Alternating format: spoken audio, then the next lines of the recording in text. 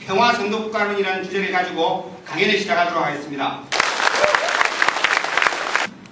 김종대 대표님 또 이현재 의원님 감사합니다. 일꾼 여러분들께 감사드리고요. 시민광장 회원 여러분들 반갑습니다. 경남에는 회원이 그렇게 많지는 않지만 총량불변의 법칙이 있어서 회원 수가 적으면 지지 강도가 더 뜨거워서 숫자 곱하기 지지하는 정도 이렇게 하면 어느 지역이나 총량이 똑같습니다. 제 경험으로 보면 그렇거든요. 여러분 만나뵙게 돼서 매우 반갑습니다. 오늘 이제 제가 요즘 이 강연 다니기가 참가 강연을 합니다. 오늘은 뭐라고 이 모이신 청중들이 어떤 분들이 다 이렇게 특정하기가 굉장히 어려운 것 같습니다. 연세 굉장히 좀 드신 어머니도 계시고요. 또 가족 단위로 이제 또 오신 것 같습니다. 네, 반갑습니다. 그리고 애기 데리고 오신 분들도 계시고 또 젊은 사람들이 있는 것 같네요. 그렇습니다. 먼저 좀 가벼운 이야기부터 시작해 볼까요? 아까 우리 국민의례 할 때 여러분도 통상 느끼시겠지만 우리 국민의례에 대해서 아주 기쁘게 하는 분들도 계시고 조금 이게 좀 불편하게 느껴지는 분도 계실 겁니다. 왜냐하면 묵념 같은 경우에 옛날에 우리가 순국선열과 호국영령을 위한 묵념 공식적으로 그렇게 했는데 다니다 보면 순국선열과 민주열사를 위해서 묵념하겠습니다. 순국선열과 호국명령과 민주화를 위해 싸우다 먼저 가신 분들의 넋을 기리는 묵념하겠습니다. 이렇게 막 뒤섞이죠. 국민의례라고 하기도 하고 민중의례라고 하기도 하고 국가에서 일방적으로 정한 것과 사람들 스스로 만들어낸 것이 반쯤 섞인 그런 국민의례입니다. 왜 이렇게 됐을까 생각해보면 저는 이것이 매우 상징적인 그런 일이라고 봅니다. 제가 전국 많은 곳을 가지만 되게 비슷하게 그 순국선열, 호국영령 그리고 민주열사 또는 뭐 경우에 들어서는 통일을 위해서 헌신하다 먼저 가신 분들 이렇게 양쪽이 통합되어 있죠. 하나는 과거 권위주의 정권이 만들어냈던 관제 국민의례용 용어, 뒷부분은 우리 국민들이 스스로 행사를 만들어가면서 갖다 붙인 자생적인 그런 표현, 이 둘이 합쳐져 있습니다. 저는 이것이 일종의 통합이라고 생각합니다.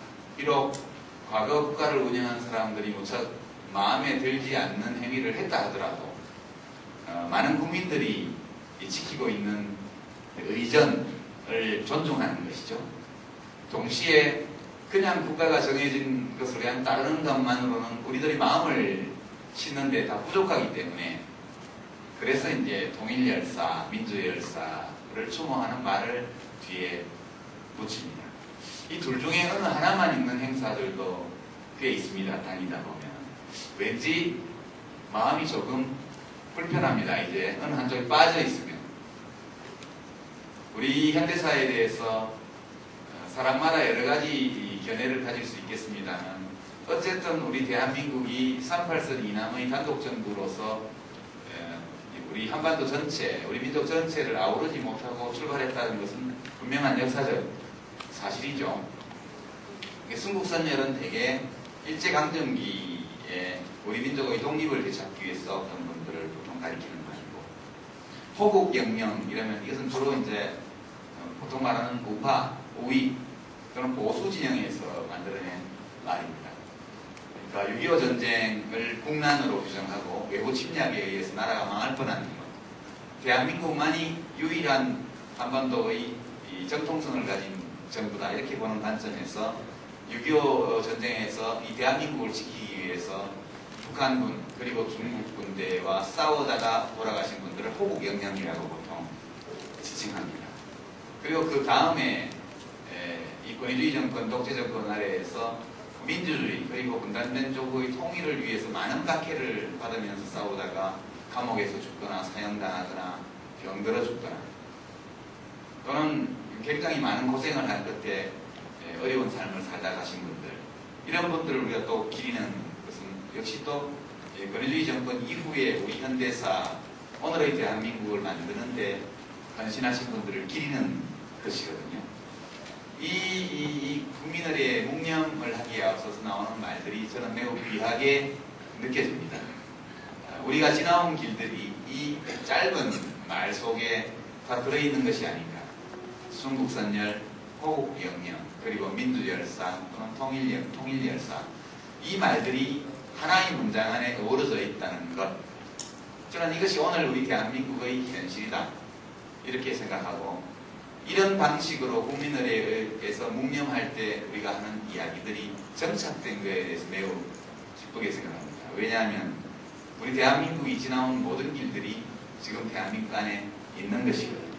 우리는 너무나 오랫동안 이 말들 가운데 어느 것을 배척하고 다른 하나를 취하려고 하면서 살아왔습니다. 아직도 여전히 그런 분위기를 가진 분들이 계시죠. 도저히 뒤에 민주열사, 통일열사를 위한 묵념을 국민의례에 포함시키는 것을 용납할 수 없는 분들, 또는 왠지 그 앞에 순국선열은 좋으나 호국영령은 떼버리고 싶어하는 분들, 이런 분들이 여전히 좀 계십니다만 대체로 우리 모두에게 이와 같이 하도록 합의가 이루어져 있는 것이 아닌가 하는 느낌이 많이 듭니다. 그래서 매우 귀한 일이라고 저는 생각합니다. 우리 대한민국이 앞으로 어떻게 가야 할 것인가, 그리고 우리가 지나온 길들을 돌아볼 때 한때 미워하고 대립하고 증오했던 사람, 집단, 세력에 대해서 어떤 태도로 임해야 할 것인가를 알려주는 매우 귀중한 말이라고 생각합니다. 이것을 누가 지시해서가 아니라 사람들이 자기가 소망하는 것, 그리고 자기와 생각이 다른 사람들이 간절히 원하는 것, 이것 사이에서 발견해낸 일종의 절충점이기 때문이죠. 저는 좀 너무 작은 문제를 거창하게 말하는 것 같은지 모릅니다만, 이 국민의례 할 때 이 묵념사, 이것이 매우 크게 제 마음에 와닿습니다. 요즘 제가 이런 시각에서 좀 우리들이 당면한 문제를 보려고 노력하고, 우리가 지금 겪고 있는 여러 가지 어려움을 해결하는 길도 이런 노력 속에서 발견할 수 있지 않을까. 어찌 보면 사회적 대타협, 이런 것 역시도 우리가 국민의례 묵념사와 같은 절충과 타협을 찾을 수 있다면 대한민국은 훨씬 좀 더 행복해지지 않을까, 이런 상념에 젖어봅니다. 조명이 굉장히 밝아서 제가 좀 덥거든요. 좀 저고리를 좀 덮고.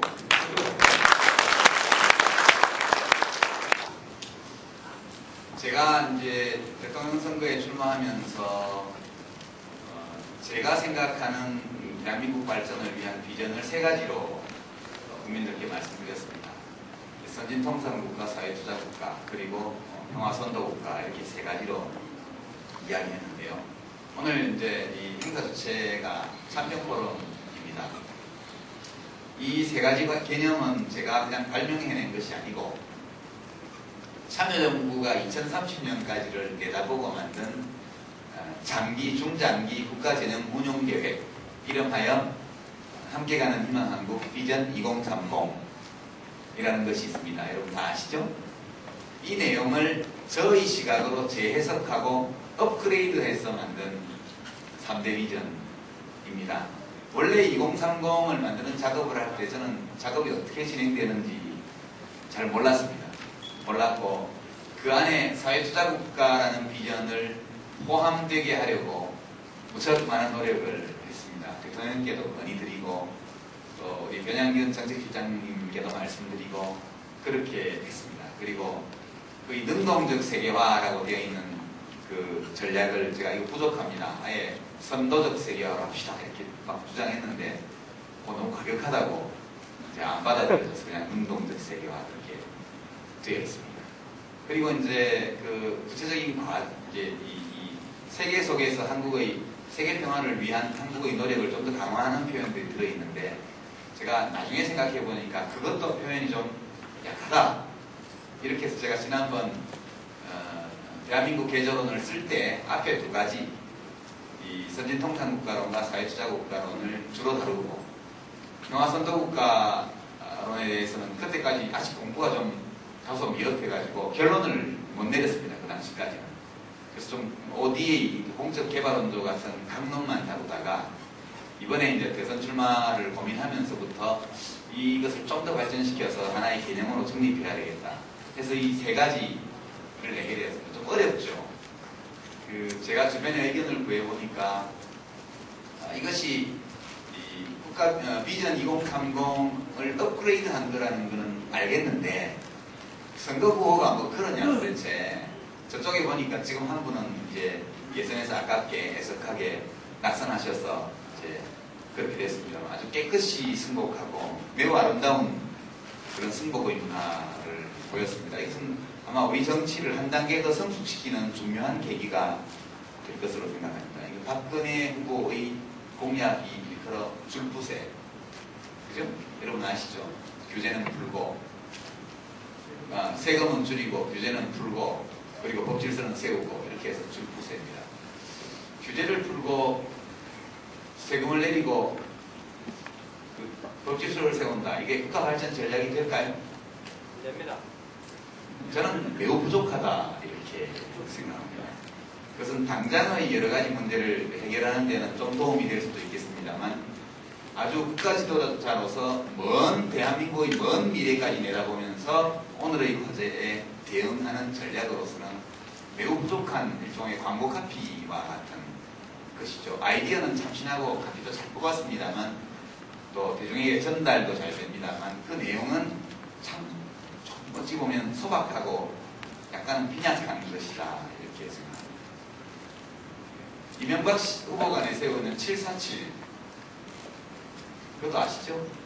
예. 연평균 경제성장률 7% 그리고 4만 달러 1인당 국민소득 4만 달러 그리고 세계 7위의 경제대국 근데 도저히 임기 중에는 도달할 수 없는 목표입니다. 7% 경제성장도 가능한 지원이지만 우리가 7% 성장하고 다른 나라 가만히 있어도 예, 4만 달러 가도 7위권 경제는 안 되거든요.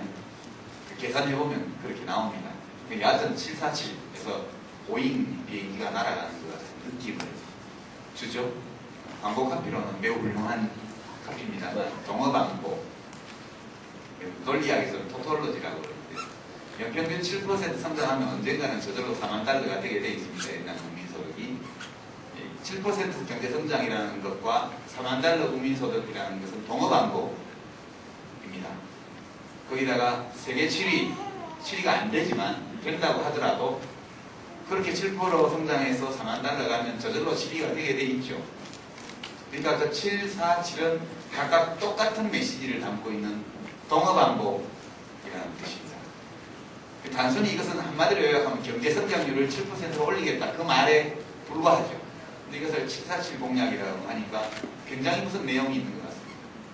대한민국 국가발전 전략이 7% 경제성장만으로 될까요? 우리 노무현 대통령께서도 후보 시절에 7% 성장 약속하셨는데 못하셔가지고 면이 많이 깎였지 않습니까? 안 하고 싶어서 안 했겠습니까? 경제성장률이라는 것이 대통령이 마음 먹는다고 팍팍 올라가는 것이 아니거든요. 이런 일들을 보고 이런 후보들이 이런 공약을 내고 물론 그 후보들은 그 공약 외에도 많은 장점을 가진 분들입니다. 그래서 국민의 지지를 많이 받으셨죠.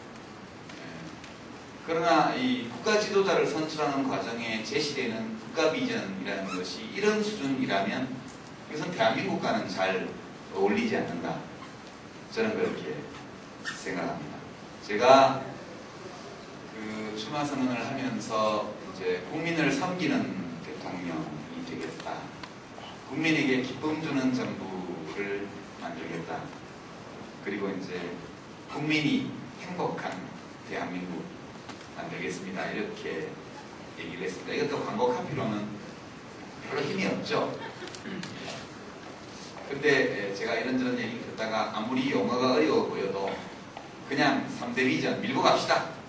계속 얘기하다 보면 국민들이 익숙해집니다. 그렇게 해서 이제 밀고 가는 중입니다. 여기 오신 분들은 아마 많은 분들이 저희 강연 동영상을 한두 차례 이렇게 보셨을 것이라고 생각해서 그 3대 비전에 대해서 자세한 말씀은 안 드리겠습니다. 오늘은 그 3대 비전을 실천하는 방법에 관한 이야기를 좀 더 하려고 합니다. 좀 대통령 후보로 출마하는 사람이 와서 되게 엉뚱한 소리 한다고 생각하실지 모르겠지만 제가 공약을 만드는 과정을 한번 설명드리면 재미있을 것 같습니다. 멧돼지 공약 때문에 시끄러운데요. 공약이 두 종류가 있습니다. 하나는 거시적인 이 발전을 위한 대한민국 발전을 위한 거시 비전이 있고요.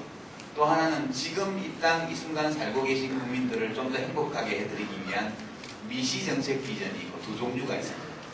두 가지를 따로따로 함께 준비해가면서 하나하나씩 제가 이야기를 하고 있습니다. 이것을 다 모아서 그냥 책으로 만들어서 같은 발표를 해버리면 쉬울 텐데 왜 그러냐 그러신데 그러면 그날 하루 쫙하게 보도되고 나서 다시는 보도가 안 되거든요. 제가 미디어를 통해서만 국민과 소통할 수 있는데 그렇게 해버리면 영 재미가 없습니다. 또 제 자신도 이미 발표한 것을 강연 다니면서 계속하면 재미가 없죠. 그래서 강연 갈 때마다 일주일에 한 2번씩 새로운 이야기를 자꾸 하는 쪽으로 이렇게 여러분도 좀 이번에는 뭔 얘기할까 긴장도 되시고 그럴 것 같아서요. 근데 이게 참 생각과 다른 것이 인생이라는 것 자체가 생각과는 많이 다르게 가는 거 아닌가 싶은 생각이 듭니다. 어제 제가 공약을 2가지를 발표를 했습니다. 하나는 노인복지 공약 10가지 공약을 제가 했고요. 이게 민간 목욕탕이 없는 시골 읍면에 국가가 다 목욕탕을 짓겠다.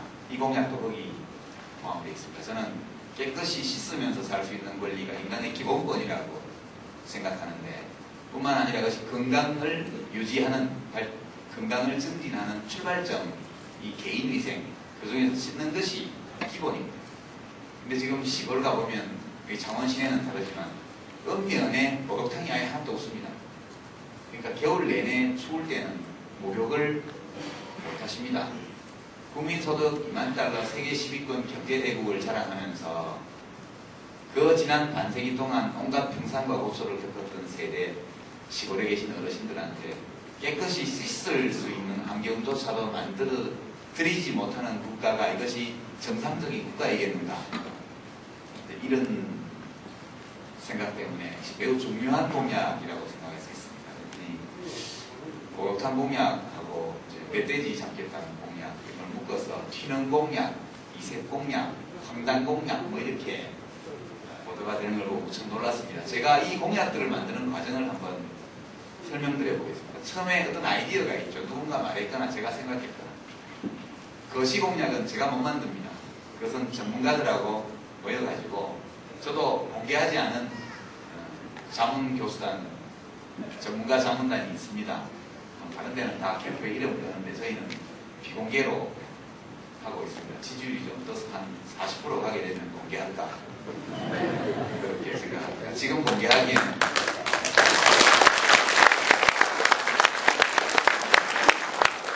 그분들과 함께 여러 가지 이제 비전 2030을 비롯한 이미 그 문제를 고민해서 국가나 연구기관 같은 데서 만들어 놓은 많은 것들을 가지고 토론하면서 가닥을 쳐갑니다. 그래서 나온 것이 이제 이 3대 국가발전 전략, 아까 말씀드린 그 3가지는 그런 방식으로 해서 정식화된 것이고요. 근데 그 목표 비전을 이루기 위해서 필요한 제도개혁 과제 같은 것도 그런 식으로 만들어져 나갑니다. 제가 내일 광주에서 평화선도 국가 실현을 위한 5대 전략 7대 약속을 하게 됩니다. 여기에는 좀 다소 큰 논란이 벌어질 수 있는 내용들이 포함되어 있습니다. 그 중에 하나가 모병제로 전환하는 것. 국민개병제에서 모병제로 넘어가는 내용이 포함되어 있습니다. 오늘은 자세한 말씀 안 드리고 이미 이것은 기자들에게, 언론인들에게 내일 그런 내용이 포함될 것이라는 것이 예고되었기 때문에 여러분께 말씀드립니다. 여기서 말하는 왜 광주가 사냐? 그 문제는 조금 저한테 결정권이 있는 문제라고 생각해서 여러분께서 양해해 주시기 바랍니다. 오늘 예고는 여기서 이렇게 하겠습니다. 근데 이런 공약들은 다 그런 방식으로 만들어집니다. 근데 목욕탕 공약이나 이 멧돼지 잡기, 베스 블루길 퇴치, 이 창원 근처는 베스가 별로 없을 겁니다. 충청권 이북에는 심각하거든요. 그런 공약들은 상상력에서 나오는 겁니다. 경험에 의거한 상상력. 그러니까 이런 공약들은 제가 이렇게 방에 들누워가지고 뒹굴뒹굴하면서 뭘 하면 국민들이 기뻐하실까? 그렇게 생각을 하는 것이죠. 제가 아니라도 다른 누군가가 저희 캠프에 그냥 뒹굴뒹굴하면서 생각하는 겁니다. 그래서 번쩍 아이디어가 떠오르면 그 아이디어를 붙들고 상상을 하기 시작합니다. 어떤 상상? 즐거운 상상. 여러분 가운데 후크라는 영화를 보신 분 계십니까? 후크가 피터팬이 어른이 되어버린 영화입니다. 피터팬이 웬디를 좋아하다가 말을 못하고 있다가 계속 피터팬으로 다니다가 웬디가 할머니 되었을 때 웬디의 외손녀하고 결혼을 하죠. 그래서 인간사회에 정착한 다음에 어른이 되어버립니다. 이제 살아가기 시작하죠. 나는 법을 잊어버리고 옛날에 그 마법의 나라에 있었던 일도 다 기억하지 못합니다. 그런데 직업은 기업사냥꾼, 해적이 되어 있는 것이죠. 옛날로 치면. 어느 날 후크 선장이 현실 세계로 와서 갈고리 달린 손으로 흔적을 남기고 아이 둘을 잡아갑니다.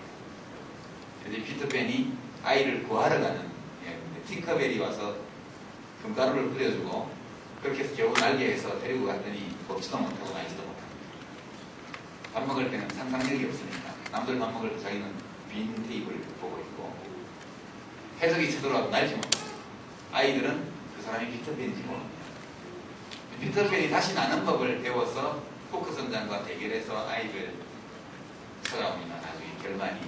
근데 나는 법을 다시 터득했을 때 그 나는 요령이 무엇이냐면 행복한 상상이었습니다. 피터팬이 다시 날게 된 것은 행복한 상상을 함으로써 다시 피터팬이 나는 능력을 가지게 되죠. 저는 이 생활공약 이른바 이것을 만들 때에는 그냥 누워서 상상의 나래를 펴니다. 제가 보면 몹시 기분이 좋아할 만한 것, 저희 어머니가 보시면 몹시 기꺼워하실 것, 뭐 등등을 상상해 보는 것이죠. 멧돼지 공약은 그렇게 나왔습니다. 어떤 시골 할머니가 저를 보시고 대통령께 말씀드려서 멧돼지 좀 퇴치해달라고 신신당부를 하신 적이 있었는데 그걸 퇴치하면 할머니가 굉장히 좋아하실 것 같더라고요. 그래서 제가 들어누워서 계속 상상을 해봤습니다. 상상이 꼬리를 물고 간 끝에 내린 최종적인 장면은 제가 말한 바대로 흰 눈이 하얗게 깔린 겨울산, 우리 국민의 아들로 구성된 특전사의 정예 군인들, 젊은이들이 하얀 스키복 입고 열감지 주시개를 K2 속성을 들고 아주 유능한 저격병을 선발해서 배치한 다음에 물론 그 전에 멧돼지 여러분 상상을 한번 해보십시오. 9시 뉴스에 그 화면이 나오면 좋지 않을까요?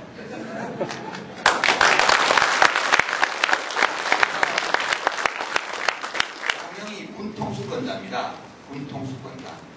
최고 높은 군인이 대통령입니다. 우리 헌법과 법률에 그렇게 되어 있습니다. 제가 대통령이 되면 저는 예비역 병장, 알보병, 일반방 소총수 출신이지만 제가 국군 통수권자가 되는 것이거든요. 근데 지금 법으로 하면 멧돼지가 사람을 해치면 멧돼지는 벌을 안 받습니다. 도망만 가버리면. 사람이 멧돼지를 해치면 벌금 내야 돼요. 지금. 야생 멧돼지는 함부로 잡을 수도 없고 잡아서 먹어서도 안 됩니다. 팔다가는 잡혀가지고. 우리 지금 환경 관련 법, 동물 보호 관련 법들이 이렇게 되어 있습니다. 민간인들이 멧돼지를 잡기 어렵습니다. 왜냐하면 엽청은 일몰 후에는 경찰서에 맡겨서 보관해야 되고 멧돼지는 야행성 동물입니다. 굉장히 포악하고 힘이 세고 영리한 아주 영악한 동물이죠. 군인이라고 해서 아무나 총 쥐어주고서 잡으라 해서 잡는 게 아닙니다. 아주 치밀한 작전, 아주 뛰어난 사격 솜씨, 그리고 잘 준비된 정예 요원들만이 멧돼지 작전에 투입할 수 있습니다. 근데 그냥 하면 불법이 되니까요. 대통령 긴급 명령을 쓰는 겁니다. 옛날에 김영삼 대통령께서 금융실명제 할 때 대통령 긴급 명령, 아침에 갑자기 텔레비 앞에 나오셔서 오늘 이 시간부로 모든 통장은 실명하러 간다. 법 개정은 그 뒤에 했죠. 대통령은 국군 통수권자고 대한민국의 최고 권력자이기 때문에 왕왕 이 대한민국의 발전과 국민들의 생명, 안전을 위해서는 급할 때 긴급명령권을 쓸 수 있습니다. 국회 보고 그 법 바꿔달라 그러면 굉장히 시간 많이 걸리거든요. 근데 멧돼지는 오늘도 설치고 있고 벌써 사람이 죽은 적도 있고 할머니 할아버지들이 시골에 밤매를 가실 때 무서워가지고 한 분은 큰 깡통 들고 두들기고 있고 한 분은 잡초 뽑고 있고 이렇게 돼 있는 것이 지금 농촌의 현실입니다. 지리산 일대 이 함안이라든가 뭐 이런 데들은 실제로 멧돼지가 많이 나타나고요. 농작물 피해 이루 말할 수가 없고 봉분을 파헤쳐서 최근에 장사 지낸 봉분을 파헤쳐서 돌아가신 어른들의 시신을 훼손하는 일도 많이 있습니다. 그거 막느라고 전기 통하는 철조망 목책을 치다가 감전사고로 어르신들이 돌아가시는 일도 빈번합니다. 이것은 지금 아무리 멧돼지 동물보호가 중요하지만 멧돼지와 인간이 서식지투쟁과 먹이투쟁을 격렬하게 벌여서 사람이 죽어가는 판에 대통령은 대한민국에 있는 사람 지키라고 있는 자리 아닙니다. 대한민국 군대는 제가 훈련소에서 제일 빨리 외워가지고 제가 열애 받아서 나가서 놀았는데요. 군의 사명, 국군의 사명 있습니다. 네 번째 단락에 국민의 생명과 재산을 보호하고 이렇게 나왔죠. 제일 처음에는 국토를 보유하며 이렇게 시작해가지고 중간에 국민의 생명과 재산을 보호하며 라는 조항이 있습니다. 그 군의 사명입니다. 대통령은 국군 통수권자고요. 헌법과 법률에 의거해서 국민의 생명과 재산을 지켜야 됩니다. 동물 보호하시는 분들은 멧돼지를 열심히 지키셔야 되지만 대통령은 사람을 지켜야 돼요. 그래서 제가 오랫동안 이런저런 상상을 하면서 최종적으로 생각해낸 그림이 대통령이 긴급명령권을 발동해가지고 국방부 장관한테 명령 내리고 국방부 장관이 비밀리에 멧돼지 소탕작전을 다 준비한 다음에 첫눈 내린 날, 눈이 잔뜩 쌓인 날 아침에 대통령이 긴급명령을 발동하는 겁니다. 그러면 이 계획된 작전도에 따라서 특전사 정예요원들이 멧돼지가 너무 많이 출몰을 하는 지역에 잽싸게 투입된 다음에 진압하는 것이죠. 지금 30만 마리라고도 하고 20만 마리라고도 하는데 개체수를 줄여주지 않으면 멧돼지들이 먹을 것이 없어서 밀려서 계속 내려오기 때문에 개체수를 줄여줘야 됩니다. 옛날에는 호랑이 이런 게 있어가지고 먹이 사슬이 잘 유지가 됐지만 지금 호랑이 풀 수는 없지 않습니까? 먹이 사슬이 꼭대기에 있는 게 인간인데 밑에 호랑이가 생략돼가고 멧돼지가 너무 불어났으니까 없애버린 다 일본 사람들이 다 잡아서 없어졌죠. 그 사라져버린 호랑이 대신해서 인간이 그 일을 해야 됩니다. 그래야 생태계가 제대로 보호가 되죠. 어느 한 종이 지나치게 늘어난다는 것은 그 또한 생태계 먹이사슬의 파괴 현상이거든요. 알고 보면 복잡한 공약이죠. 이 공약은 들어누워서 상상력으로 만들어낸 것입니다. 이 일을 하면 그 할머니가 굉장히 좋아하실 거야. 대통령에게 고마워하실 거야. 멧돼지 잡아준 우리 군인들에게 고마워하실 거야. 그걸 보는 도시에 사는 우리 시골에 참 아무리 서울 오라 하셔도 불편하고 싫다고 안 온다고 계속 농사 짓고 있는 부모님 때문에 가슴이 쿵닥쿵닥한 도시의 자녀들도 마음이 편하겠죠. 몇만 마리 잡아서 다 태우거나 묻으면 지금 동물보호법상으로 그래 돼 있는데 환경 파괴 아닙니까? 아까운 거를 묻으면 되겠습니까? 청주에 있는 최고시설의 도축장에 보내가지고 부위별로 도출한 다음에 살코기는 고민복지시설로 보내드리고 껍데기는 박제해서 학교의 교육용으로 기증하고 이렇게 학교마다 멧돼지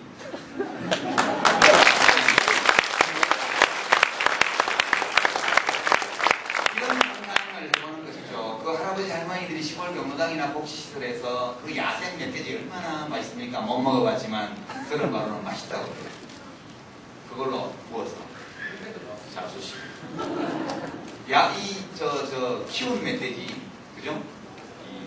양식이 아니고 뭡니까? 하여튼, 사육 멧돼지도 맛있거든요.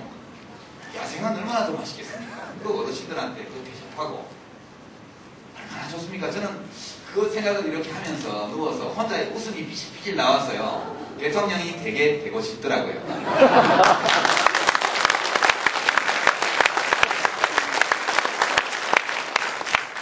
공약도 그렇게 해서 나온 것입니다. 제가 읍면에 목욕탕이 전혀 없는 곳이 몇 개인지 다 조사했습니다. 거기 보건지소를 새로 짓고 목욕탕을 같이 넣으면 돈이 얼마 드는지. 그래서 5년간 다 지으려면 1년에 얼마가 필요한지 다 계산해 봤는데 1년에 한 1,000억 원 될 것 같습니다. 5년간 임기 중에 5,000억 원. 큰 돈이라면 큰 돈이지만 대통령이 마음만 먹으면 못 만들 돈은 아닙니다. 그걸로 시골에서 그렇지 않아도 문화시설도 없고 보험도 못하시는 수백만 명의 어르신들이 셔틀버스 돌려가지고 일주일에 한두 번이라도 깨끗이 씻고 사시고, 거기 간호사들 배치해가지고 혈압도 재해드리고 맥박도 재해드리고, 할아버지 지금 맥박 이상이요, 병원에 가보세요, 이것도 해드리고 운동시도도 해드리고, 얼마나 좋습니까? 이런 상상을 하면 괜히 웃음이 비질비질 나오고 굉장히 대통령이 되고 싶습니다. 이런 것이죠. 베스블룩 1퇴치, 이것도 마찬가지입니다. 이것은 고상하게 표현하면 대한민국의 내수면 토종 생태계 회복 공약입니다. 유식하게 말하면, 좀 다소 무식하게 말하면 베스블룩 1퇴치 작전, 이렇게 되겠습니다. 이 내수면 생태계가 지금 외래어종인 베스나 블루길 때문에 완전히 쑥대밭이 되어 있습니다. 지금 남한강 수계까지 거의 다 점령했고, 좀 지나면 이제 창원까지 내려옵니다. 이 근처 저수지 벌써 많습니까? 예. 황소개구리가 한때 많아져가지고, 베스가 많아져가지고 황소개구리 월척이를 다 잡아먹은 것 같고 황소개구리가 줄었다, 이런 썰이 있는데, 베스는 누가 잡아먹습니까? 그것도 역시 사람밖에 잡아먹을 사람이 없어요. 잡아먹을 주체가. 그것이 민물, 바닥에 사는 민물 새우부터 시작해서 갈견이, 피레미, 송사리 다 잡아먹습니다. 붕어도 다 잡아먹고요. 안 잡아먹히는 거는 9치 이상 커버린 붕어, 그 입에 안 들어가니까 살아남습니다. 그러나 그나마 이빨에 찢겨가지고 다 상처있고요. 그 한국 토종 붕어들이 완전 순환을 당하고 있습니다. 저 같은 붕어 낚시꾼은 낚시 갈 데가 없어요. 낚시도 굉장히 많은 국민이 즐기는 레저인데, 다 베스 블루길 때문에 낚시할 데가 없으니까 자꾸 멀리 갑니다. 멀리 가니까 주말에 낚시 가고 나면 부인들은 혼자 남아서 주말 과부가 되고, 과부되는 시간이 길어집니다. 모두가 다 불만이에요. 그래서 내수면 토종 생태계 회복을 위한 블루길 베스 퇴치 작전이 필요하다, 이렇게 이제 고상하게 얘기하면 괜찮은 공약인데 그냥 그렇게 얘기해드린 그만 이상한 공약이 되어버렸습니다. 이런 공약들은 정말 좀 더 심각하게 얘기하면 이렇습니다. 한국 사람들이, 우리 국민들이 이 행복 지수가 굉장히 낮아요. 국민소득 2만 달러 이제 금년에 됩니다. 그리고 경제성장과 민주주의 동시에 이루어가지고 2차 대전 후에 새로 생긴 나라치고 대한민국만큼 성공한 나라가 없습니다. 경제도 성공했고 정치도 성공했고 문화도 성공했습니다. 한류 대단하죠. 과학기술도 지금 세계 10위권 안에 확실히 들어와 있는 국제 특허 보유국입니다. 우리 삶의 모든 영역에서 대한민국은 엄청난 진보와 성공을 이룩한 나라입니다. 다른 많은 나라 사람들이 부러워하죠. 그런데 대한민국에 대한 평가가 제일 나쁜 것이 대한민국입니다. 우리 국민들이 성취욕이 강하셔서 만족을 잘 안 하는 것이죠.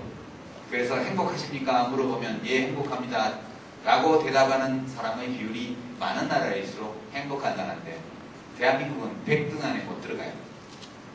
100등 밖에 있습니다. 세계 10위권의 경제대국입니다. 1인당 GDP가 30위권에 있는 나라인데 행복지수는 100등 밖에 있죠. 그래서 제가 좀 물어봤습니다. 사람들이 왜 행복하지 않은지. 그랬더니 여러 가지 이유가 있습니다. 불안, 두려움, 그 다음에 상실감, 절망감, 이런 것들 때문에 행복하지 않다고. 불안은 나쁜 일이 생길 것이라는 불안감, 큰 병에 걸린다. 그러면 정말 살림이 거덜날 것이다. 부모님 가운데 어떤 분이 혹은 두 분이다 치매나 중풍에 걸리면 어떡하나 하는 두려움, 대책이 없다는 그런 공포감. 오늘 좀 힘들어도 내일 모레는 오늘보다 나아질 것이라는 희망이 보이면 어떤 어려움도 견딜 수 있는 것이 사람인데, 그 전망이 별로 보이지 않는다는 좌절감, 이런 것들이 우리 국민들을 굉장히 불행하게 만들고 있는, 국가가 장기적 발전 전략을 가지고 해나가야 될 일들은 긴 안목으로 해나가더라도 제도개혁도 하고 뭐도 하더라도 지금 오늘날 이 땅에서 살아가는 분들의 국민들의 이 불안감, 두려움, 좌절감, 절망감 이런 것들을 조금씩이라도 즉각 들어줄 수 있는 그런 정책들을 해야 한다 저는 그렇게 생각합니다. 그런 것들을 자꾸 해서 많은 국민들이 어제와 비교할 때 오늘 내가 좀 좋아졌구나, 좀 더 행복하구나 이걸 느끼셔야 비로소 국가에서 대통령이 말씀하는 또는 장관이 이야기하는 장기 전략, 국가 발전의 비전 이런 것들에 대해서 귀를 기울이게 되거든요. 지금 비전 2030은 굉장히 좋은 장기 국가 재정 운용 계획입니다. 그 자체가 재정 대책이죠. 재원 대책. 근데 언론에서 일부 언론 또 많은 언론에서 이것을 재원 대책 없는 장밋빛 청사진, 뭐 좌파 정권의 세금 폭탄 이렇게 매도해 버렸습니다. 대부분의 국민들이 그렇게 알고 계시죠. 비전 2030은 그 자체가 재정운용 계획입니다. 재정운용 계획을 제안했는데 재원대책이 없다고 해버리니까 참 당황스럽습니다. 저도 대화를 하기가 어렵습니다. 왜 이렇게 됐느냐 생각해보면 국민들이 참 지금 오늘의 이 삶이 참 고달프게 느껴지고 불안하고 계속해서 내일 무엇인가 더 좋아질 것이라는 희망이 잘 보이지 않기 때문에 그런 먼 미래의 일에 대비해서 지금 무엇을 하자는 그런 이야기에 귀를 기울일 만한 마음의 여유가 없기 때문에 그렇게 되었다. 저는 그렇게 보고 있습니다. 제가 섬기는 대통령, 국민을 섬기는 대통령, 국민에게 기쁨 주는 정부 이렇게 앞에 표현한 이유가 그것입니다. 먼 미래의 일을 차분하게 전문가들과 논의해서 준비해 나가고 지혜를 모으고 그걸 국민들께 말씀드리되 매 순간 정부가 대통령이 공직사회가 국민들의 불안과 두려움과 좌절감을 덜어주고 안전하다는 느낌, 보호받고 있다는 느낌, 국가가 나를 챙겨준다는 기분. 내 인생은 내가 사는 것이지만 그럼에도 불구하고 내가 몹시 큰 어려움을 당했을 때 우리의 이 공동체가 나를 걱정해주고 나를 살펴주고 있다는 보호받는 느낌. 이런 것이 있을 때 사람은 훨씬더많은 연대감을 느끼고 내가 살고 있는 공동체에 대한 사랑을 느끼고 이 시대에 대한 고마움을 느끼고 미래에 대한 희망을 가지게 될 것이라고 생각해서 그렇게 한 것입니다. 그 전화로는 많이 고민해서 했는데 아무도 안 알아줘요. 신문에 한 줄도 안 나고. 그래서 제가 이렇게 떠들고 다닙니다. 네.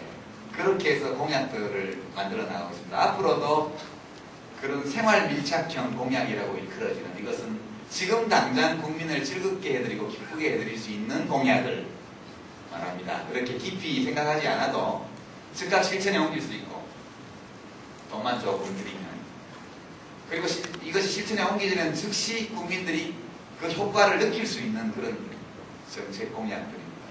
한쪽으로 이 3대 비전을 중심으로 제가 내일 하게 될 평화선언 군 병력제도의 개편까지 포함해서 이런 것들은 해나가더라도 대통령이 되자마자 국민들께 기쁨 드릴 수 있는 정책들을 많이 개발하겠습니다.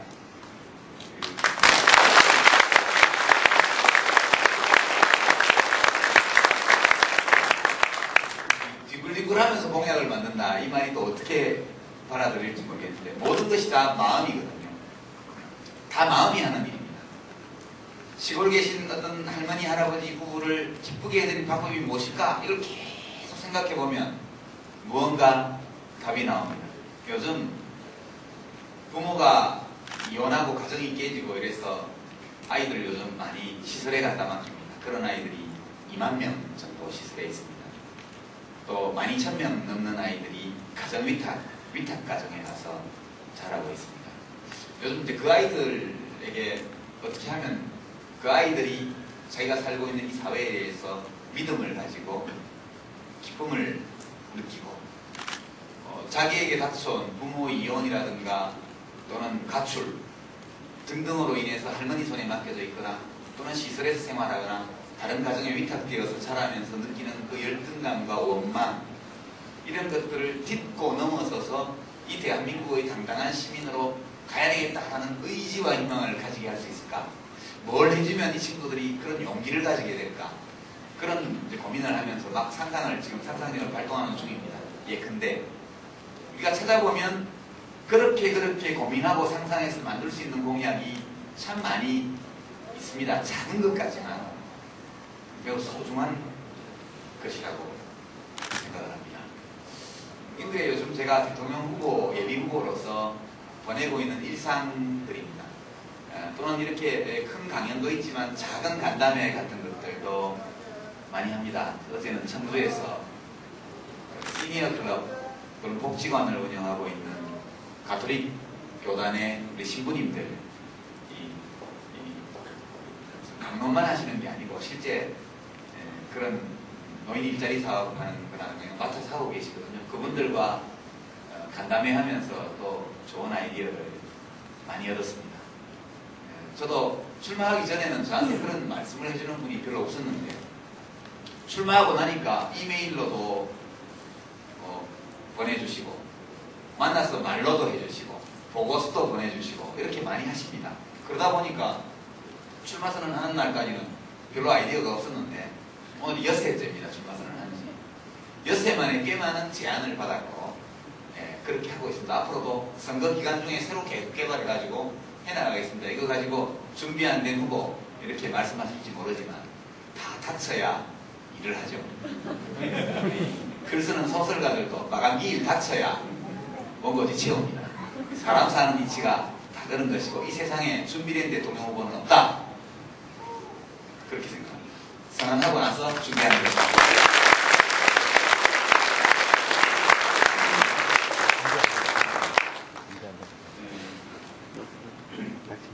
멧돼지 공약 얘기를 하면 제가 참 슬펐어요. 그걸 보면서 우선 이제 특전사 전후의 분들은 오해하셔서 그런 거죠. 제가 군 통수권자라고 상상하고 이 어려운 과제를 누구에게 맡길까 이렇게 생각해 보니까 제일 먼저 떠오르는 게 특전사였기 때문에 특전사라고 한 것이고, 그럼 제가 통수권자가 된다면 최고의 정예 부대로 특전사를 뽑겠다 그런 의사표시니까 명예에 누가 될 일이 아니죠.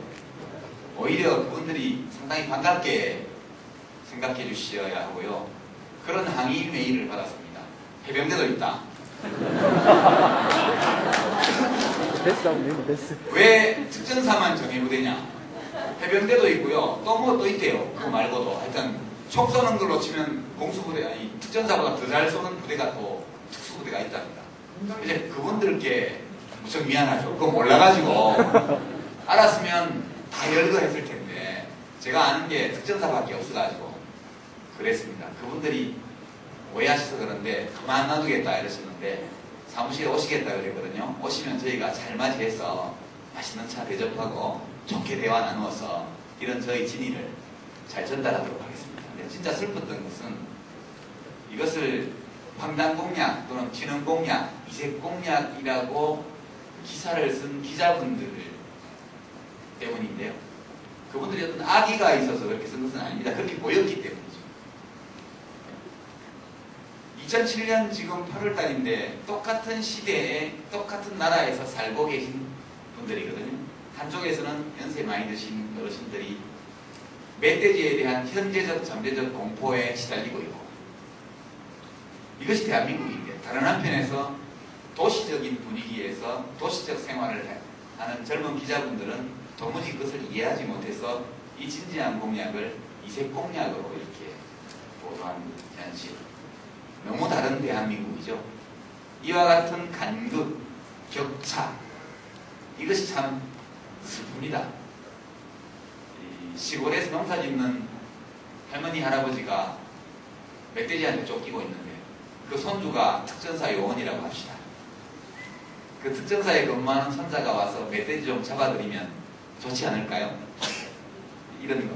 그러니까 이만큼 우리들 사이의 소통, 국민들 사이의 교감, 대화, 정보교환 이런 것이 매우 부족한 사회에 우리가 살고 있다는 것을 제가 이 공약 파동을 보면서 새삼스럽게 느꼈습니다. 다행히 오늘 청주에서 연합뉴스 기자분이 제가 이 얘기를 했을 때 그렇다는 느낌이 드셨는지 보도를 다시 아주 정확하게 잘 해주셨어요.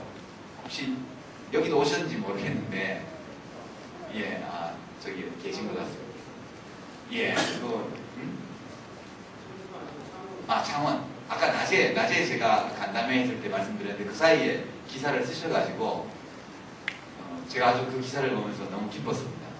그것이 진지한 공약이라고 한 저의 주장의 내용을 정확하지만 짧지만 정확하게 이렇게 보도해 주셔서 박수 한번 보내주실까요?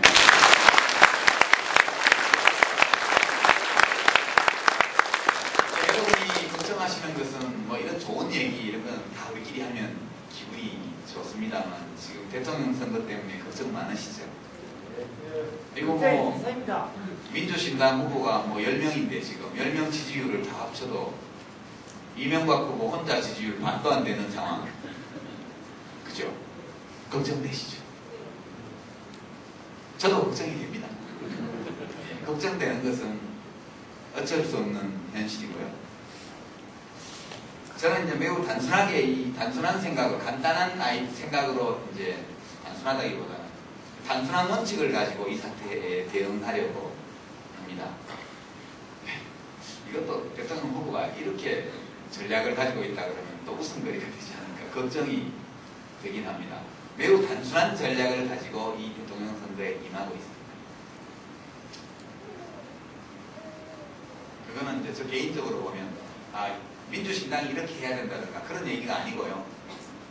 이런 어려운 상황에서 제가 대통령 후보로 예비 후보로서 뭘 어떻게 해야 되나 그 전략 매우 단순한데요. 오늘 오신 분들은 아닌 분들도 뭐 선관위 직원도 계시고 그분들 중에도 저를 좋아하는 분이 계시고 아닌 분도 있고 합니다만 대체로 오늘 오신 분들은 저를 정치적으로 많이 또는 좀이라도 지지하시는 분들이시죠. 네.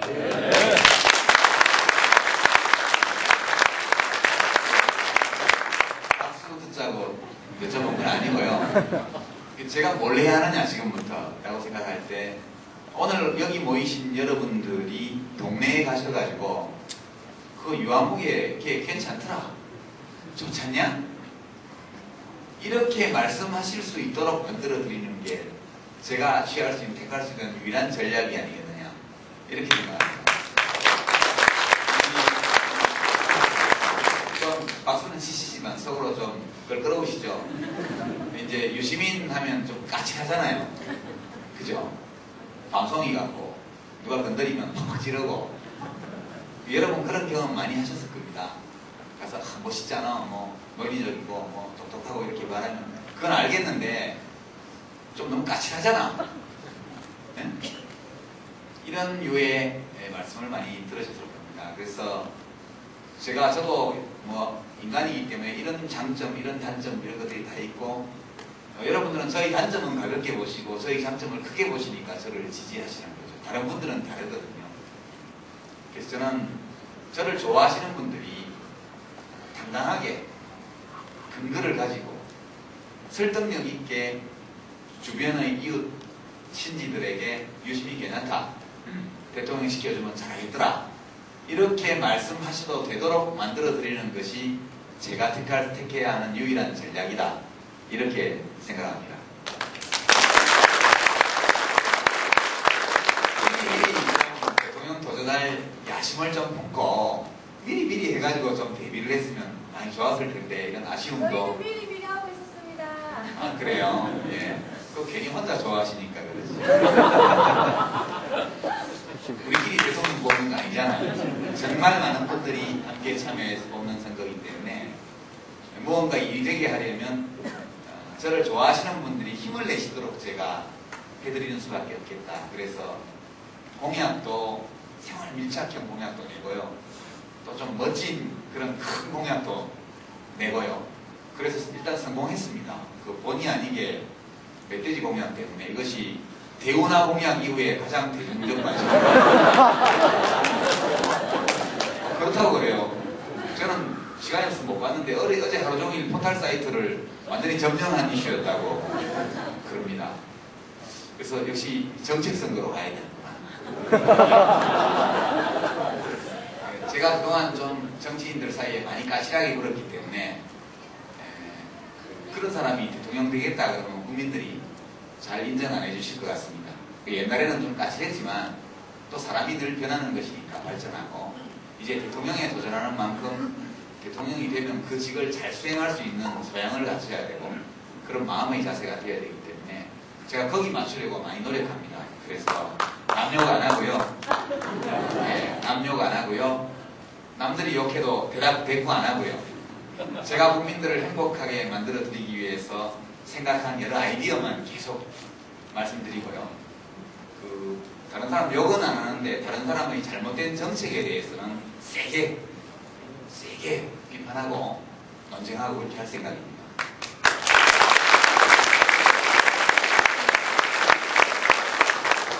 이명박 후보께 난을 보내드리려고 이제 선거 당일부터 이명박 후보가 당선된 그날부터 이렇게 눈치를 봤는데 저희 쪽에서 이제 강혜숙 의원님이 난을 가지고 가기로 하셨는데 그쪽에도 국회의원이 누가 맞아줘야 난을 전달해 드릴 거 아닙니까? 근데 국회의원이 없다고 하면서 계속 난 전달 시간이 안 잡혀서 나중에 그냥 일방적으로 보냈습니다. 이제 여하튼 뭐 안 뿌리치고 받아주셔서 굉장히 감사하게 생각하고요. 박근혜 후보한테 제가 많이 배운 게 있습니다. 자기의 감정을 절제하는 능력. 정말 대단합니다. 투표에서 이기고 과정도 좀 의심스러운 여론조사에서 뒤집어졌는데 깨끗하게 양쪽 호주머니에 이쪽에는 수락연설, 이쪽에는 승복연설 이렇게 준비해 와가지고 딱 몇 초 안에 감정정리 다 하고 수습하고 속에서 그 분노, 억울함, 서운함 이런 것이 용암처럼 들끓었겠죠. 근데 그 모든 것을 다 정리하고 절제하고 그렇게 행동할 수 있다는 것은 놀라운 능력입니다. 저는 그렇게 못하겠거든요. 아무리 노력해도 얼굴에 기분 나빠 이렇게 써질 것 같아요. 저도 이제 그런 내공을 기르기 위해서 노력을 많이 합니다. 그래서 요새는 누가 옆에서 저를 다 비방하는 소리가 들리면 뇌활동이 정지됩니다. 가만히 이렇게 뇌파가 더 이상 움직이지 않고 있다가 그 얘기가 지나가고 나면 비로소 뇌가 다시 활동하게 하는 이런 방법도 열심히 훈련하고 있고요. 그렇게 하니까 마음도 굉장히 편하고 좋습니다. 지금 아주 어려운 일에 지지율도 낮고 제일 늦게 출발했고 뭐 하나 유리한 점이 없습니다. 제가 5등 후보쯤 되거든요. 제가 어떤 조사에는 뭐 2등도 하고 이러던데 그거는 어쩌다가 그렇게 된 거고 일반적으로 보면 아직도 4등, 5등 후보인데 마음이 참 편합니다. 지면 어떡하지 이런 걱정도 별로 없고요. 주변 분들이 다 걱정하세요. 그럼 제가 이제 걱정 마십시오. 그렇게 될 리가 있겠습니까? 그러면 그렇게 안 돼요. 예, 안 됩니다. 어떻게 해요? 그럼 역사가 있지 않습니까? 이렇게 제가 대답을 합니다. 뭘 믿는 건지 모르겠는데 마음이 굉장히 편안합니다. 편안하고 이 삼국지에 나오는 장판교 싸움 같은 걸 한번 해야 되는가 보다. 50만 대군 적군을 앞에 놓고 장비가 다리 위에서 발 딱딱 부르면서 들어오면 다 죽인다. 이러니까 소리 한번 뻑 치르니까 50만 군대가 우르르 도망가다가 자기들끼리 절반이 밟혀 죽었다. 이런 게 삼국지에 나오죠. 그런 싸움을 하자는 게 아니라 그와 같은 담대한 용기가 필요한 시점이라고 생각합니다. 이명박 씨를 저는 한 번도 인간적으로 비난하지 않았습니다만 747 공약이나 대운하 공약에 대해서는 매우 세게 여러 번 비판을 했습니다. 747은 아까 말씀드렸고 대운하는 그것은 동화입니다. 동화. 그런 점에서 이명박 후보도 상상력이 굉장히 뛰어난 저만큼이나. 왜냐하면 생각해보면 굉장히 좋거든요. 서울에서부터 부산까지 물길이 열린다고 하면 상상을 해보십시오. 제가 자란 대구시가 항구도시가 된다고. 예, 그 선거운동 오셔가지고 그림까지 그려서 이렇게 걸어놓고 대구항 내륙에서만 수백만 년 그 전부터 거기 있었고 여기 반만 년 우리 당군 할아버지 이래 언제부터 대구에 사람 살았는지 몰라도 한 5,000년 살았을 거 아닙니까? 한 번도 항구도시였던 적이 없던 곳이 항구도시가 된다고 하죠. 이렇게 눈을 감고 생각을 해보면 이건 역시 또 웃음이 삐질삐질 삐질 나오는 그런 꿈 같은 얘기입니다. 좋은 얘기죠. 저는 그렇게 생각해요. 그래서 많은 국민들이 관심을 보이는 것이죠. 지도자에게는 이런 비전이 필요합니다. 근데 가능한 비전이어야 하죠. 대운하는 비전이 아니고 프로젝트입니다. 프로젝트. 타당성이 있고 경제성이 있으면 하고 아니면 말고, 그래도 아무 이상 없는 그런 프로젝트 성격이지, 이것은 비전은 아니죠. 이것은 경제성도 전혀 없습니다. 이 동계산한 걸 제가 이렇게 봤더니 저도 경제학도입니다. 경제학자까지는 아니고 제가 뭘 만들지는 못하는데 누가 만들어 놓은 걸 보면 진짜인지 아닌지는 대충 알 수 있는, 계란을 즐겨 드시는 분은 계란을 낳지는 못하지만 싱싱한 계란인지 아닌지는 금방 아시죠? 예, 그런 정도의 안목을 가지고 있는데요. 그런 사업을 할 때는 비용 편익 분석이라는 걸 합니다. 비용은 뭐가 얼마나 들어가고 지금 들어가고, 이익은 나중에, 편익은 나중에 시간을 오래 두고 긴 시간 동안 편익이 발생합니다. 그러면 비용과 편익을 모두 현재 가치로 환산한 다음에 비교해보고 편익이 비용보다 많으면 경제성이 있고 비용이 편익보다 많으면 경제성이 없습니다. 이렇게 계산하는 것이거든요. 근데 이 동계산하는 걸 보니까 보통 밤 11시에 출발해서 부산까지 가면 6시간이면 트럭에 싣고 짐이 가죠. 대운하로 붙이면 20일 걸린다고 해요. 20일. 물류 비용 자체는 배로 보내는 게 덜 들지도 모르죠. 그럼 20일이라는 시간은 6시간 걸릴 짐을 20일 걸려서 480시간 걸려서 보낸단 말이죠. 그러면 480시간에서 6시간 빼고 나면 474시간 이라는 시간의 금전적 가치는 얼마나 될까? 어마어마할 겁니다. 현금으로 들어간 물류 비용보다 그게 더 훨씬 크겠죠. 시간이 돈이다 이런 얘기 여러분 많이 들으시고, 재테크 하려면 시테크를 하라. 물류에서도 시간은 비용입니다. 그것까지 계산해보면 이것은 도저히 계산이 빠지지 않는 그런 프로젝트입니다. 저는 이명박 씨가 이거 철회할 것으로 생각합니다. 거기에 500원 걸죠.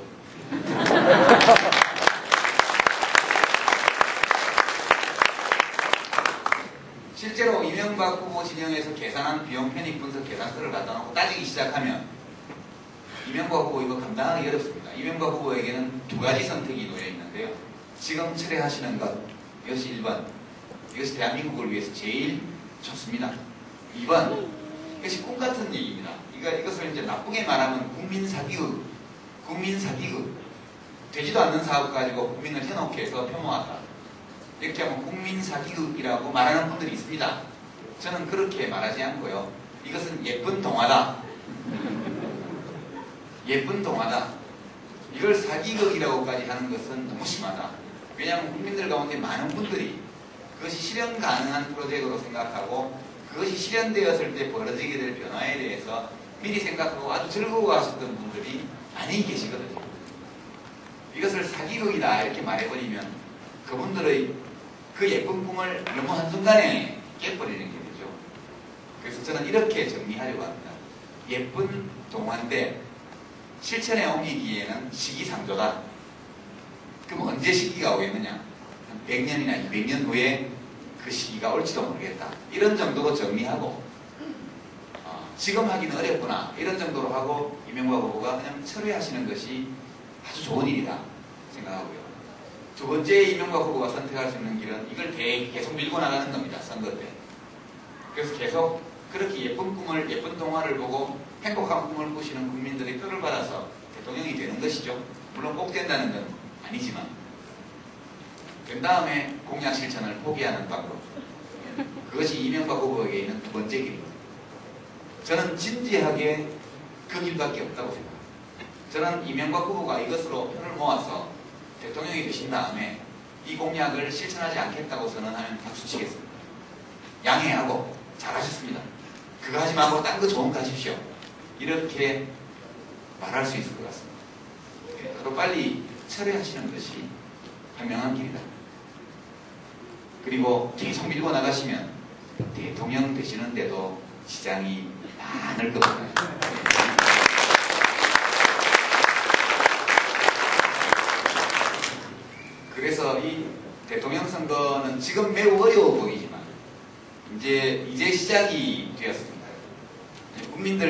우리가 진솔하게 말씀드려야 합니다. 국민들은 아까 말씀드린 그런 불안, 또 두려움, 또는 미래에 대한 좌절감, 이런 것들 때문에 무엇인가 변화를 요구하고 있습니다.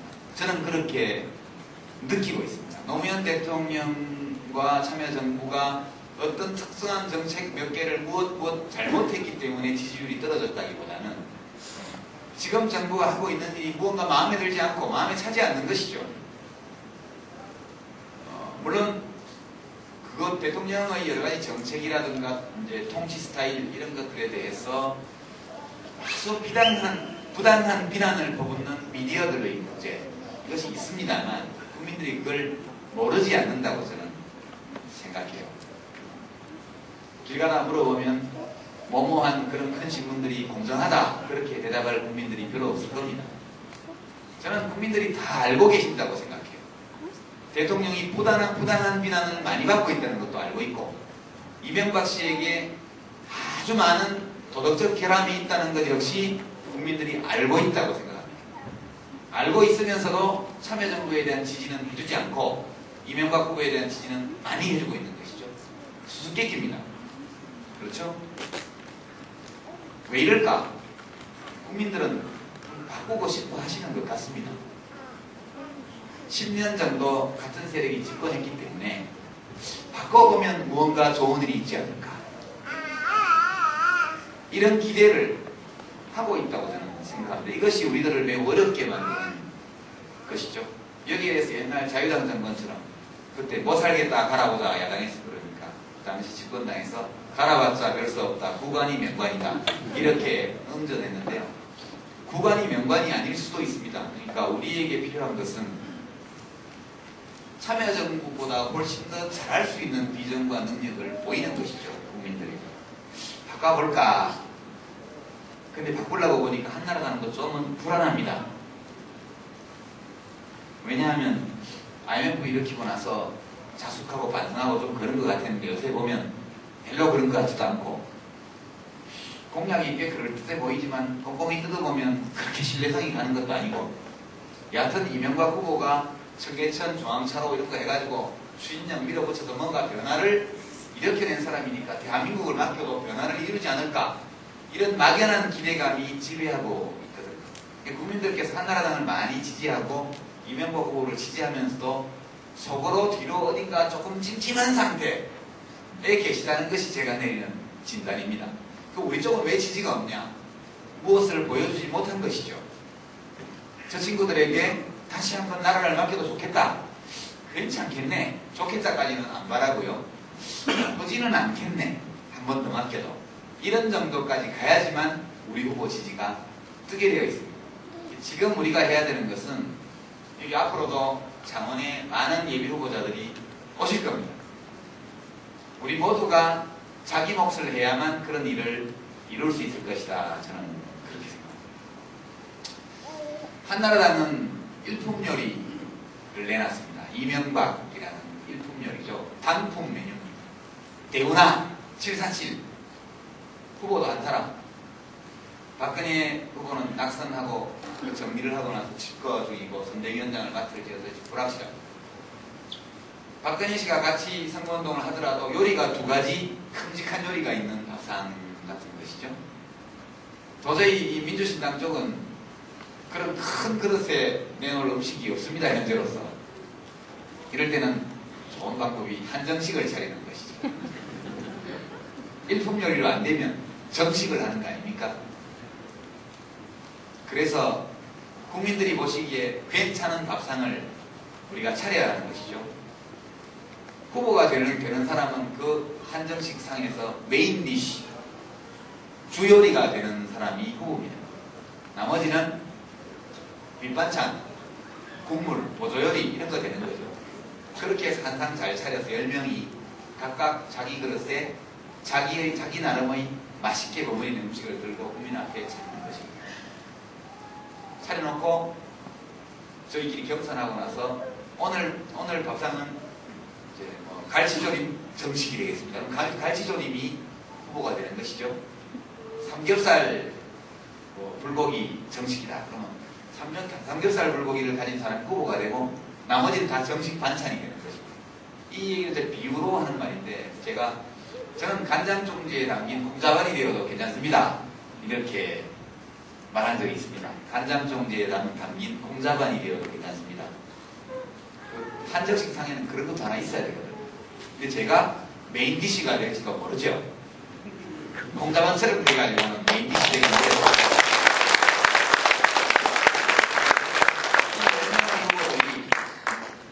아주 멋있게 경쟁해야 합니다.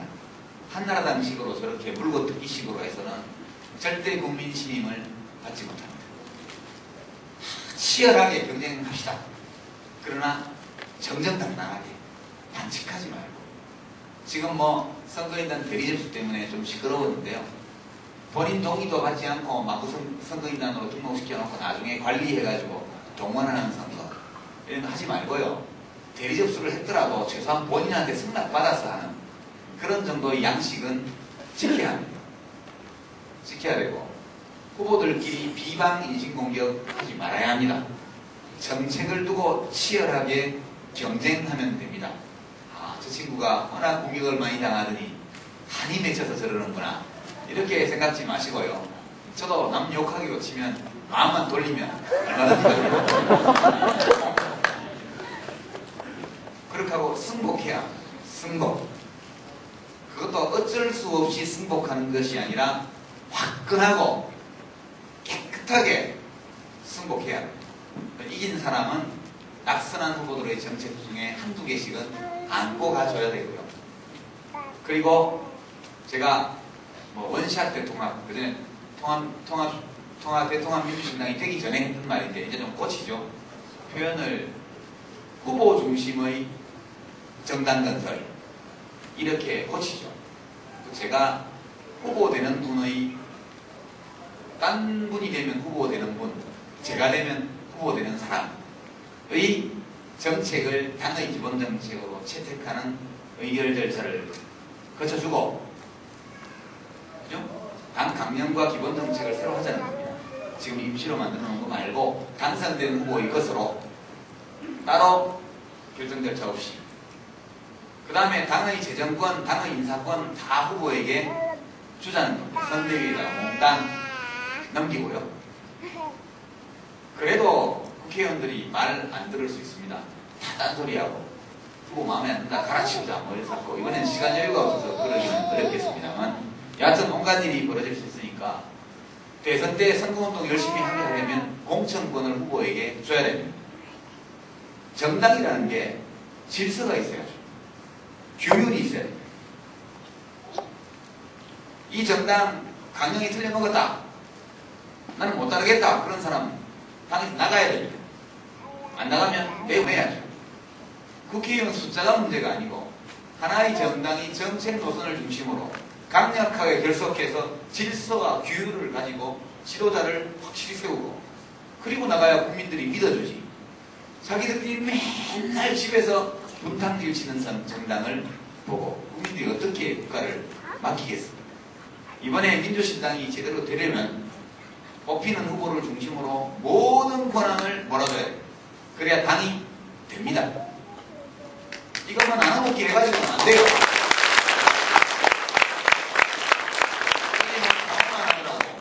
다음에 국회의원 공천 해야 될 거 아닙니까, 내년에.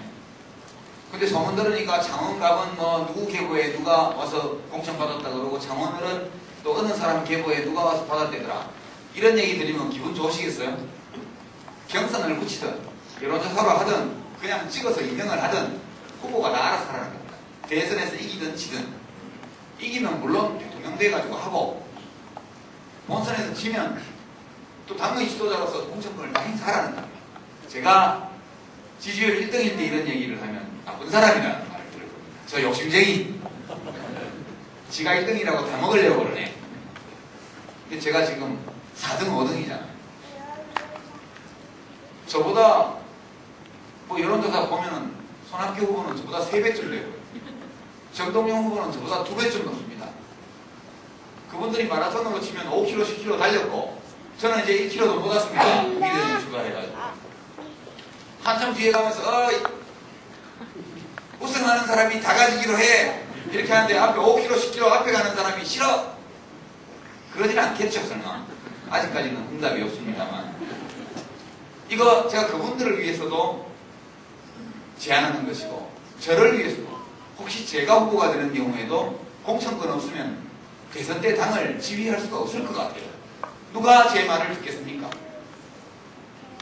저 까칠한 유시민이 후보됐는데 잘 말 듣겠습니까? 저한테 권한을 줘야죠. 그리고 까칠한 유시민이라면 다른 분이 후보된들 말 듣겠습니까? 저희 생사 여탈권을 그분에게 준다는 겁니다. 정치적 생명을 다 맡기겠다는 거예요. 승복하고 정동영 의장 후보뿐만 아니라 손학규 후보 한나라당 계시다가 온 분이라도 제가 일단 이 게임에 참여한 이상은 결과가 나와서 치면 승복한다는 얘기예요. 제가 여러분께 약속드립니다. 민주신당의 대통령 후보는 1. 유시민이 될 겁니다.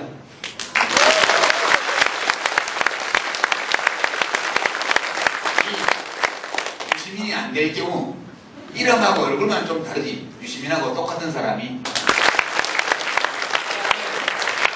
대통령 선거 경선 때문에도 불안하시고 본선 때문에도 불안하신 분들께 말씀을 드립니다. 이 약속을 제가 하든가 후보를 제가 하다가 제 혼자 힘으로 안 되면 저하고 얼굴과 이름과 목소리는 다르지만 지향과 정책과 노선과 문화와 도덕성과 정당 운영에 대한 원칙과 이 모든 것들이 거의 비슷한 다른 분이 후보가 되도록 제가 조치해 나가겠습니다.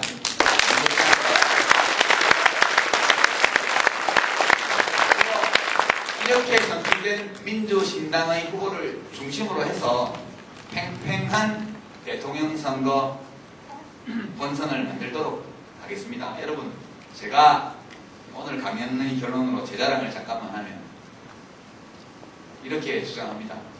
판을 흔들 수 있는 후보. 지금 이 판이 그냥 가면 그냥 집니다. 무언가 변화를 몰아올 수 있는 후보.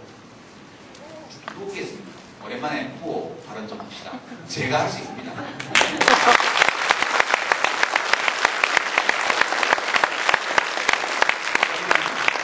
정의당 가입 안 하신 분이 거의 안 계시겠지만 주변 분들 가입시켜 주시고요. 꼭 저를 지지하지 않으셔도 됩니다. 일단 좋아하는 사람이 10명 중에 1명이라도 있으면 그런 사람을 가입시켜 주시기 바랍니다. 그런 다음에 천천히 토론해도 늦지 않거든요. 며칠 안으로 가입 안 하면 투표권이 없으니까 여러분 주변에 많은 분들 핸드폰 눌러서 이렇게 이름으로 찾기 딱 누르면 번호로 찾기 누르면 1번부터 쫙 뜨지 않습니까? 여러분 핸드폰에 몇 개 들었습니까? 저는 한 150개 들었어요. 1번부터 눌러가면서 전화하세요. 그렇게 해서 자기가 아는 모든 사람들을 다 가입시키고 꼭 유시민 지지할 사람만 가입시키지 마시고요. 뭐 아무 후보든 지지하는 사람 다 가입시켜 주시고 그렇게 해서 우리 함께 이 어려운 시기에 우리 자신을 위해서가 아니라 우리 나라를 위해서 우리 국민을 위해서 한번 또 희망을 가지고 나가보십시다. 그리고 보통 제가 강연 끝나면 뒷풀이를 하는데 오늘 밤에 또 진주로 가야 되기 때문에 오늘 안타깝게도 뒷풀이는 못하고 그냥 혹시 만에 하나 원하시는 분이 계시면 사진 촬영을 같이 한다든가 이런 정도로 오늘은 좀 양해해 주셨습니다. 고맙습니다.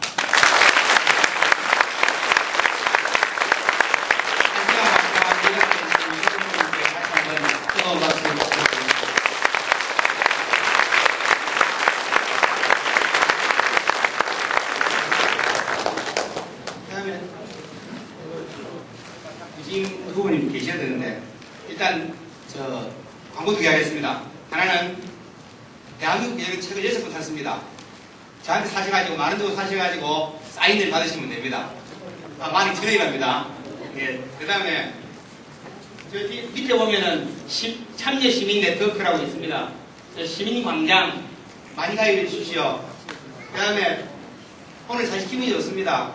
여기 저도 관중석에 앉아가지고 그 유시민 후보님 말씀하시는 거 보고 배경이 제가 이 세상에서 가장 존경하는 신영목 교수님 글이 이렇게 배경으로 되어 있더라고요. 그리고 제가 가장 좋아하는 유시민 후보님 말씀하시는 게 이렇게 클로즈업 되니까 제가 참 행복합니다. 그 다음에 한나라당 토론해 보셨는지 모르겠지만 질문의 요지를 모르고 동문서답하는 경우가 굉장히 많은 걸 보였을 겁니다. 그래서 우리 후보님한테 이렇게 트레이닝 시간을 드리겠습니다. 그래서 어떤 질문이 좋습니다. 후보님이 제가 하나 질문하겠습니다. 예. 후보님 그 까칠하시다는 말은 본인이 하시지 않습니까? 앞으로 그 해결할 방안은 본인이 당부하고 계신지 궁금합니다. 예, 벌써 해결했습니다. 예. 설명 좀 해주시죠. 예, 모든 게 다 이제 마음에 달린 거기 때문에 제 마음에 그것이 다 해결됐기 때문에 앞으로 시간이 가면 모든 분들에게 이 문제가 다 해결될 것으로 저는 믿고 그렇게 나가도록 하겠습니다. 그다음에 한 가지 광고만 좀 더 하고 다시 질문 받겠습니다. 그다음 또 질문하실 분. 예, 질문해 주시죠.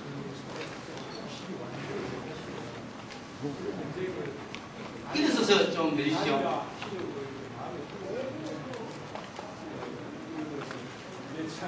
예, 저희 그거는 이미 여러 차례 말씀드렸는데요. 지금 저희 정책 노선을 함께하는 10년, 이 10년이 두 지도자들이 국민과 함께 승리한 10년이다. 그러나 시행 과정에 또는 미래의 이 전략과 관련해서 여러 가지 이 부족한 점과 시행착오도 있었다. 그래서 이것을 개선 발전시키면서 우리가 더 잘해보겠다. 이런 노선을 가진 후보가 대체로 저희가 뽑기로는 저와 한명숙 전 총 후보님, 그리고 이해찬 후보님, 신기남 후보님, 이 네 사람이 되게 또 김두관 후보님 계시군요. 근데 요즘 네 사람은 소통이 좀 잘 되는데 김두관 후보님은 요즘 좀 전화가 좀 해가지고 가서 전화 한번 해봐야 되겠습니다만은 되게 그 범위에서 10명 중에 5명은 그렇고 5명은 좀 안 그렇다 그런 뜻이 되겠죠. 그 본선 컷오프를 6명을 하면 아마 3대3 정도로 될 겁니다. 5명으로 확정됐나요? 예, 5명으로 방금 확정됐다고 나왔습니다. 참 이거 이제 1인 2표라서 어떤 이변이 벌어질지 지금 아무도 알 수가 없는 상황입니다. 왜냐하면 그런 분 안 계시겠죠? 유시민 좋아하는데 혹시 한명숙, 이해찬보다 지지율이 낮으면 중도 하차할지 모르니까 두 사람 찍으라 그러는데 한 명은 유시민 찍고 한 명은 버리자 이 표를 무효를 시킬 수가 없으니까 제일 약해 보이는 C.모 씨한테 주자. 그래서 C.모 씨를 줬어요.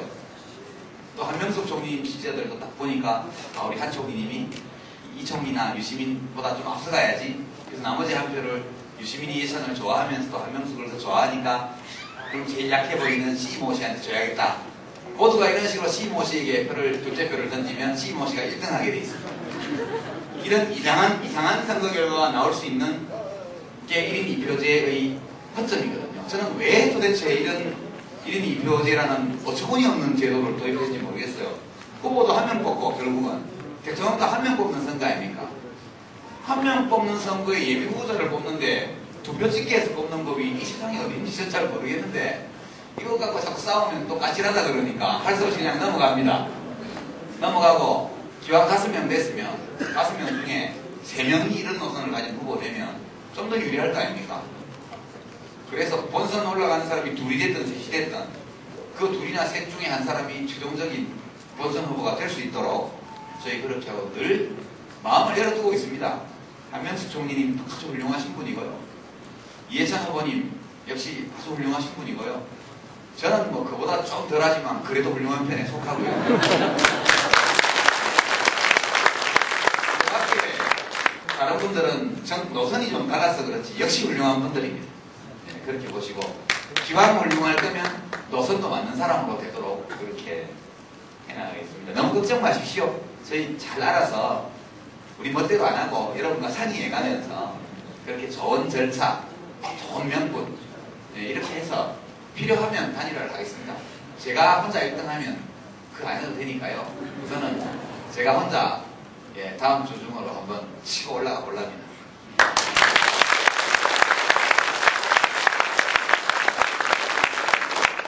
시간 관계상 한 분만 더 받겠습니다. 예, 우리 점이라도 물어도 된다 하니까 생각이 들었습니다. 지금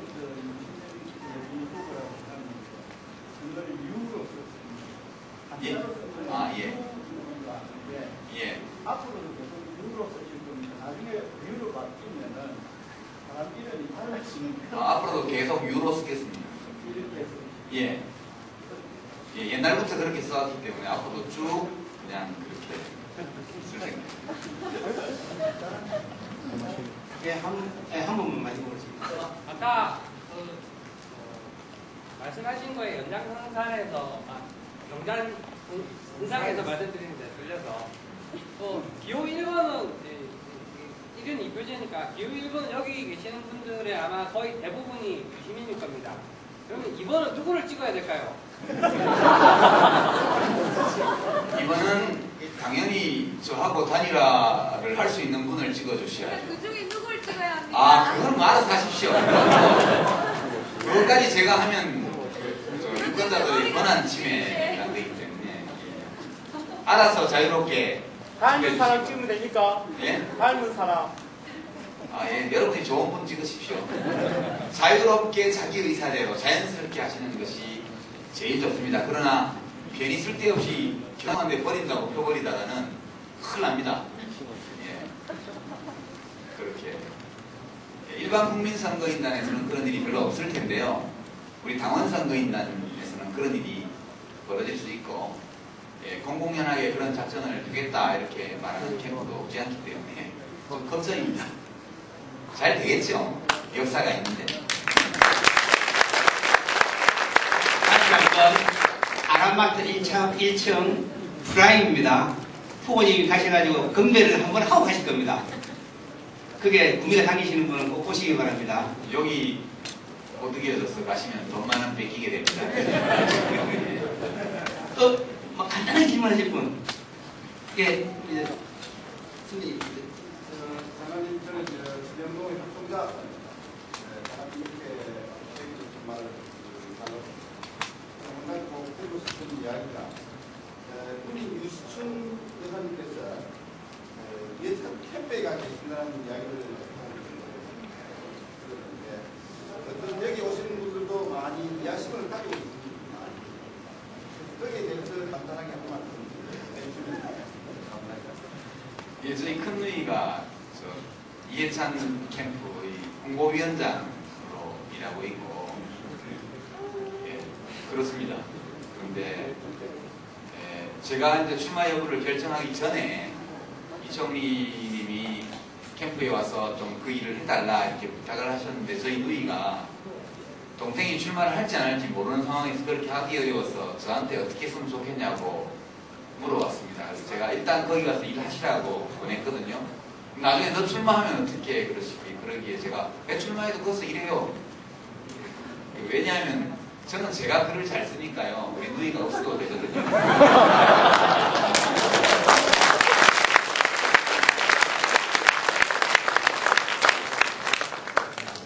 자, 그럼 마지막으로 한 번만 질문 받겠습니다. 예, 여성, 예, 예.